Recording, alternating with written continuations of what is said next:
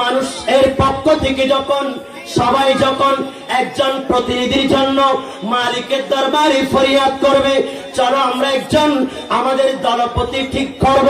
আমরা বাবা আদম সফিউল্লাহর কাছে যাব, বাবা হযরতে মুসা কালিমুল্লাহর কাছে যাব, এইভাবে সমস্ত আম্বিয়া ইকরাম ওনাদের কাছে যাব। চলো আমরা একজন দলপতি ঠিক করবো, একজন সুপারিশকারী চাইবো, যিনার মাধ্যমে আমরা আল্লাহর কাছে সুপারিশ করব। সুবহানাল্লাহ। বলছেন আমি সেই দিন আমি তোমাদের পক্ষ থেকে বক্তব্য দান করব। সুবহানাল্লাহ। কারণ সবাই বলবেন ইযহাব ইলা গায়রিহিম, ইযহাব ইলা গায়রিহিম।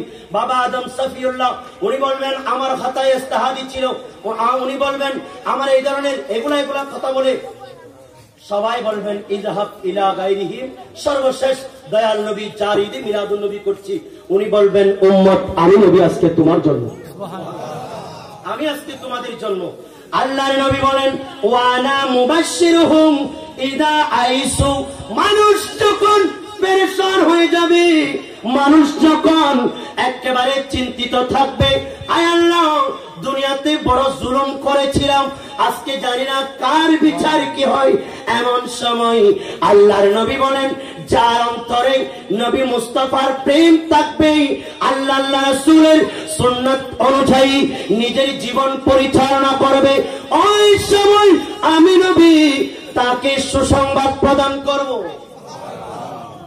আমি তাদেরকে তখন সুসংবাদ প্রদান করব। লেওয়াউল হামদি ইয়াউমাইদিন বিয়াদি। আর সেই দিন লেওয়ায়ে হাম প্রশংসার পতাকা আল্লাহ আমি নবীকে দান করবেন।